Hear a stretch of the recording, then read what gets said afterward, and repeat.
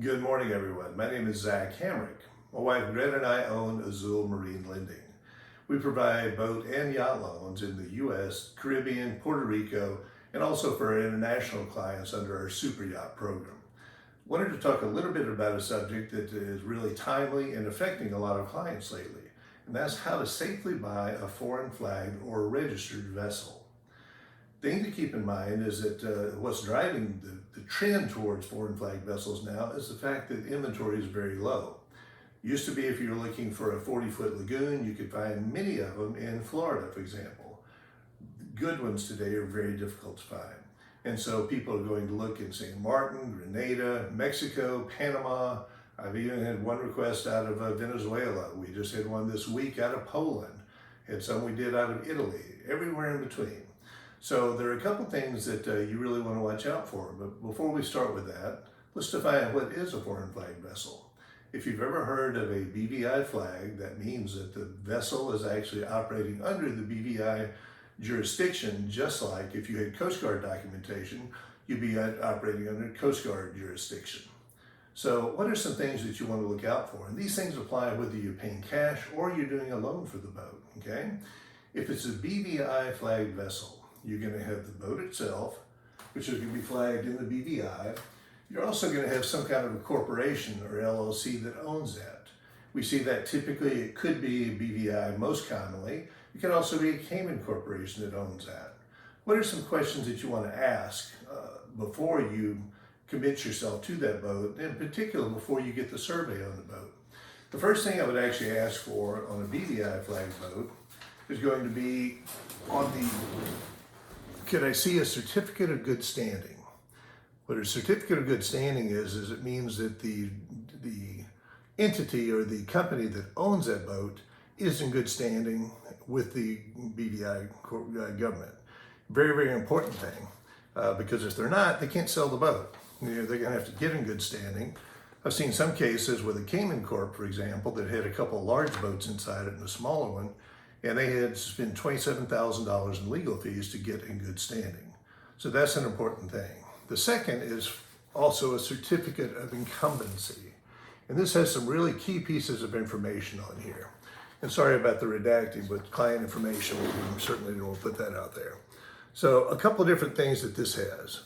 It says, one, the company is in good standing, and it said, here are the directors of the company. And down here are the shareholders of the company. Now, shareholders are really critical because let's say that you have a bill of sale from a gentleman who happens to be the manager of this corporation, and you don't realize there are other shareholders involved. You've got to make sure that all the shareholders are agreeing to sell that boat, and also that they're still active because shareholders die, shareholders drop out, a whole variety of different things.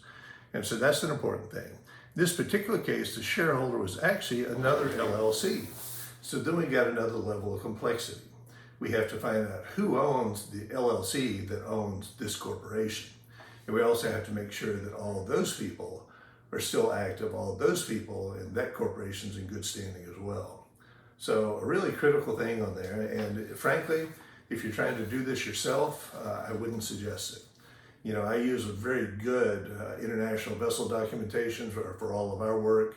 Amalia and Garrett and that group do a fabulous job for us, and it is a very technical subject. It is a subject where it's very easy to make a mistake, and if you make a mistake, it's very hard to correct it sometimes. I'm going to give you a good example of that. It also takes a lot of time. We had a situation which should have been pretty simple.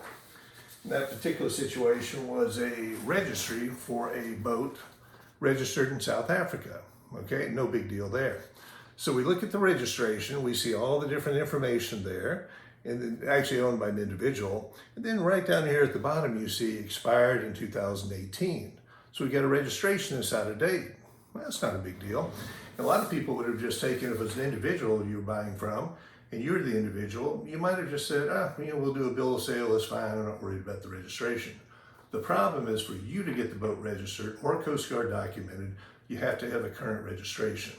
This particular case, we're actually working with the multi-hull company on that, and had Andrew Holland and Steve Vera were very, very helpful on it. It took 3 months to get a current South African registration. Current South African registration looks just like that. Okay? And what that says is it certifies that the South African registration was canceled. And that's a very important part on canceling the registration or deflagging the vessel before you pay your money for it or before the bank does. Because banks are going to insist, if there's a loan involved, the bank will absolutely insist that the boat be deflagged or dropped from registry. Why is that? Why are they being so unreasonable? The issue is that the bank has to have ownership of that and be able to claim title to that. They can't do it unless it's been either deflagged or deregistered. You're buying as an individual, you've got exactly the same concern. Because if your boat's not deflagged, you can't register it. I mean, you got sort of this phantom boat that is impossible to register with the Coast Guard. I'll have a lot of people that say, well, just go ahead and register it with Delaware. That's also a big flag. You know, we see a lot of cases where Delaware registrations are used for convenience. There's some shortcuts there, and there's some due diligence that simply doesn't happen in the process. And so I'd really strongly encourage you to get some good professional representation on this. You want to find a documentation company, not that is just a documentation company, but also one that really specializes in doing foreign registration, because they're very complex, very detailed. A lot of times we'll have a bill of sale, for example, like we had one from Italy a few months ago. That particular bill of sale had to be translated, and it had to be a certified translation. It also had to be deflagged, and before the bank could actually go in and do the loan. And so in that particular case, the client paid cash for the boat, shipped the boat over to the US, and at that point we did what's called a cash recapture. Cash recaptures are really pretty common. There are a lot of reasons people do that. Sometimes they're trying to close a deal very quickly, and the seller will not take a contingency for finance, so they'll pay cash for the boat, and then after the closing, then the bank will give them the money that they were looking for the loan. In the case of the foreign flag vessels, because of the time that's involved in deflagging these boats, sometimes the only way to get it done is for the client to go pay cash for the boat, move it over here, and then it's much easier for us to go ahead and do the loan on that. Some places are pretty fast. The BVI, for example, can normally deflag a boat within a week. So it's a whole lot easier process. Italy, 3 months. South Africa, as we just have seen, took about 3 months. And so there are a lot of different reasons that people will do that. The problem is, of course, you have to have the cash to pay for the boat. All right, by this point, you're probably thinking, this sounds complicated. And it is. This is something that we do on a daily basis. We'll do 14 or 15 loans a month, anywhere from $200,000 to $10 million. 4 of those are going to be foreign funded. They're going to be foreign flagged, foreign registered. They all have these kind of problems associated with them. Fortunately, we've got a very tight team of maritime attorneys, also an amazing documentation company that helps us kind of navigate through this whole process. And here's the thing, if you're new to this, if you've never bought a boat before, please don't try to do this yourself. Find a really good broker to work with, because if you find a good broker, they're going to know, 1, what's available on some of the islands, 2, where there are problems, for example, with hurricane damaged boats on the islands. And they'll be able to help you work through this process.